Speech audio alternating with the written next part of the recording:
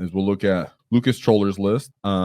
Like always, we're going to see what it looks like, kind of the archetype composition. We've seen him before, and I believe he was actually the innovator of running Max and everything like that. So I'm pretty sure he didn't run that, but let's see what he came up with. And of course, the title of his list is "Please Let the Green Tide Detachment Be Good. I'm tired of playing with 40 models." Whoa, that's a proper request from a war boss, because I feel the same way. I mean, I'm okay with this detachment for the most part, but guys, we all want to play a Green Tide. Why else would we be Orc players? And Speed Bugs and Mech Wads. We like them all. So we have a Deffkilla Wartrike, Supa Cybork-body. Yes, love to see it. Ghazghkull. I've been on that boat for months. I'm glad that everything's starting to reflect that now. Captain Badrick, of course. Mozrog. So people always question, can I run Moz and Gaz at the same time? Last RTT I went to, I did this. I felt great. And the Deffkilla Wartrike is another tech piece you could fit in there because he's 95 points, guys. Outrageous how durable he is. Then we have 2 war bosses, didn't go up at any points. And then, of course, Warbosses Mega Armor, again, making his return. So a lot of people are up and down about him. I really like to see him. I personally don't run him on my competitive list at the moment. And I'm not sure how long, you know, Mega Armor is going to stick around in this new meta. I don't think that long, but we'll see. I mean, I'm the one who, was in for him last,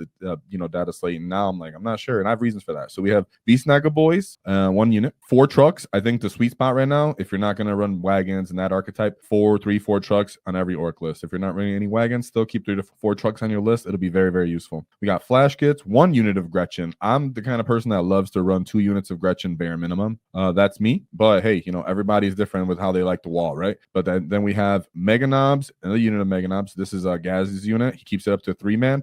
I'm okay with just 2, but 3 feels way better. You can absorb grenades. You can take some firepower. You don't have to take the chances on Makari at any point, more likely. So yeah, it becomes great. Then you have the 5-man unit for the war boss. And like I always like to point out, you want the twin kill saws on that because they service as a different tool than, let's say, the power clawed knobs. They have more AP, higher strength. They're re-rolling the wounds. So yes, it's less volume, but you're more reliably putting into wounds into these high armor saved models that you might be going into, and it's only 40 points more for a different kind of durable profile. So then 2 units of 5-man scalpel knobs, right? So each get a war boss. They can all fit in 1 truck, jump out at different times or at different activations, jump into different units. So I'm somebody that really likes to have a big 10-man unit to get in there. I really like the CP investment when I do that, but it is harder to manage. So, and also to trade. Then we have 2 units of Storm Boys just to top off that scoring. So got Mega Knobs, Flash Gitz, 4 trucks, Gaz, and 1 unit of Beastnagga Boys that are just running around on their own in mind. We should keep that in mind. That 1 unit of Beastnagga Boys is just straight OC. He fits in the truck. So I'm sure if he had the points, he would have just, a normal boy unit in the truck if he had to. But yeah, he did great there. So let's look at his list real quick. Boom. So we have, his first matchup. And his first matchup, let me pull up a little bit of my stuff, guys. We have the Vanguard Adeptus Astartes Spearhead. He has a Apothecary Biologist Captain in Gravis armor. I think this guy is slept on all the time because he can reduce damage and he gets the blaze driven deep and he can fight really well. So he's actually quite durable for a Space Marine, relatively, right? He's a guy who can run in and kill multiple squig hogs by himself if he rolls good enough and you roll bad. So Librarian and Phobos armor, and then Lieutenant and Combi weapon. Lieutenant is for kind of, he gives I think he gives like a reroll wound. He picks an objective, and then the Phobos is because he's running the Vanguard Spearhead detachment. He has the Gravis Marines that are running the Gravstorm the grenade Fragstorm grenade launchers and the autocannon gauntlets. 2 units of Eliminators, this is snipers. 2 units of Inceptors, even with the points increase because they're just great utility regardless. Incursors, 2 units of Infiltrators, a Brutalis Dreadnought, 2 Gladiator Lancers, and a Repulsor Executioner. Right off the bat, you already know as an Orc player, you're going for, even with their activations of, hey, I can activate and move out of sequence and try to get away from you. As an Orc player, they're going to have to come interact with you to play the mission at some point. You are going to be able to trade in with them. You do have the ability to stage and be oddly durable with Moz and Deffkilla Wartrikes. And when it is that go time, like the Dreadnought gets in range, if the aggressor do get into range, so you charge them, pop Gaz's ability, drop the wall, be in Makari's range, but when you're popping Makari's ability on the wall, and you just run over whatever side of the flank that he chose to commit to.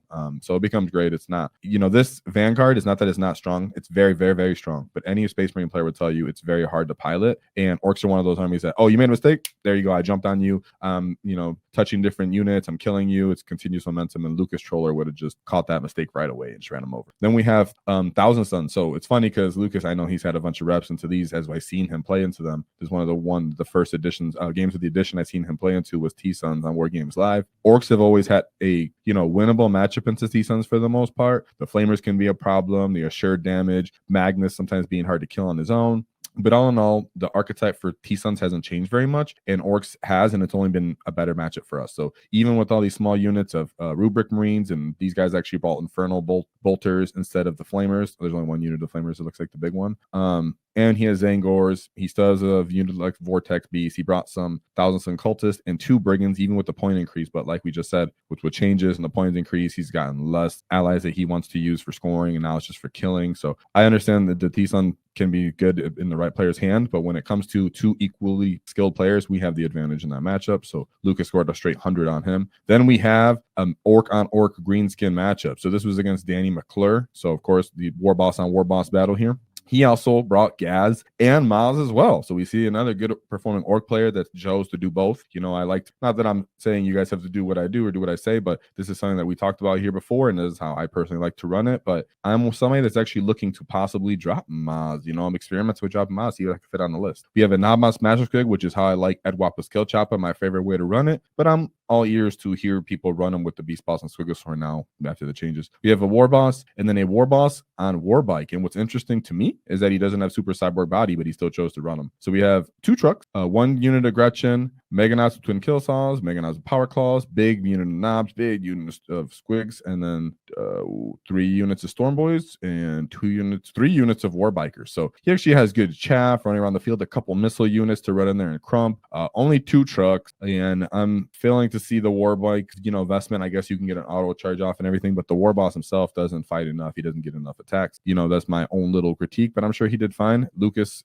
was his lowest scoring win, actually, because Orc on Orc matchups can go crazy. It can go either way, you know. It takes good maneuverability and understanding the fight phase to overcome another Orc player reliably. So good job there, Lucas. Then in the 4th matchup, we have Alex. So with Alex was actually Lucas's only loss. And like we were discussing on Orc's new difficult matchups, when we were talking about the data slate, Knights is one of those top 5, you know, matchups that I discussed is going to go hard. Chaos Knights specifically, excuse me, when they're running the War Dog type spam, right? So we have the Stalker, 3 Brigands, 3 Huntsmen, and then just straight Carnivores. Carnivores because they're cheaper. You can bring more of them. They offset the cost of those Brigands, keep the Brigands in the backfield. They can still pop enough of your trucks, still put enough firepower in there. And it's not that we can't kill these things.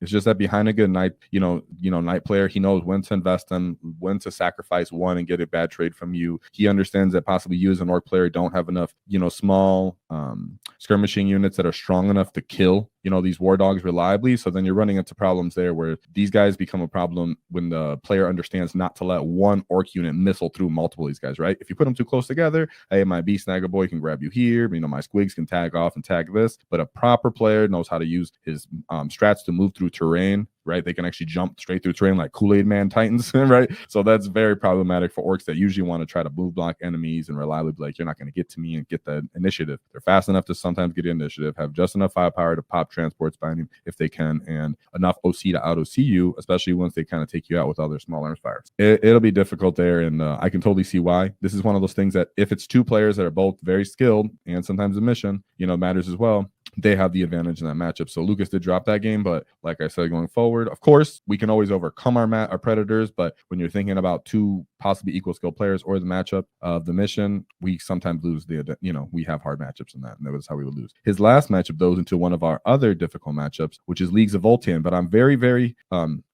favored to believe that the Deffkilla Wartrike played a good role in this. So let's talk about what the list was. We have an Einhitter champion, another Einhitter champion. So kind of light on the characters, in my opinion, for Leagues of Votann. 2 units of Arthkin Warriors. 1, 2, 3, 4 Sagittar. So even with the points increase, he just found other ways to cut and still get 4 guys on the list, or 4 of those transports on the list. We have 2 Berserkers. I think in Orcs matchup, that's actually they actually do good in Orcs for the most part. In other matchups, they're pretty trash. Sometimes they get shut off the table, but for Orcs, it's like, hey, they can be a good counter-charging unit, so be aware of them. And then he still, with the point increases and whatever, what we consider will be a debuff, he still brought 2 units of Big Brick Einhid Ghazghkull, which are their version of Terminators, who they have the same loadouts as each other. They have the grenade, I should check that. Okay, they have different. There's a concussion gauntlet. Oh, they have all the same shit. All right, sorry. Okay, I just make sure they're the same weapons. And then 2, big units of pioneers. Interesting that you bought big unit of pioneers. It looks like, yeah, interesting on that. But this kind of unit looks as kind of elite, other than the Sagittars kind of move up the field earlier and take up the space. It is a difficult matchup when you're a player who isn't used to this as well. You have to understand that Leagues of Votann are not a common faction you're going to run into. There could be that one time you run into them, you're not familiar with their rules, so it's sometimes still to have a basic understanding of what these armies done. So they want to clog you up as an orc player with the Sagittar. If you have something like a Deffkilla Wartrike, or let's say Mandos, or something that can actually gunk up the table earlier, cause investment from their shooting, Leagues of Votann don't like that, because their actually reliable killing units are these Hearthguard, and they're not going to be on the table turn 1. So if you get that Deffkilla Wartrike up the field right away, maybe plant yourself on an objective and tell them, hey, you have to shoot me. Now they're just hoping that their Sagittars roll hot enough to kill something like the Deffkilla Wartrike, and it gives you time to position with your other 4 transports, fill up the field, not allow the reserves to come in where you want them to, or where they want them to, and that could be the advantage. So I'm not sure if that's what happened, but if that's my prediction of what I would think would favor this matchup to help Lucas win it. If he didn't win that way, might have just been the mission or him being a better player. They don't like when you play table corners deployment. So yeah, so great job, Lucas Troller. Whoa!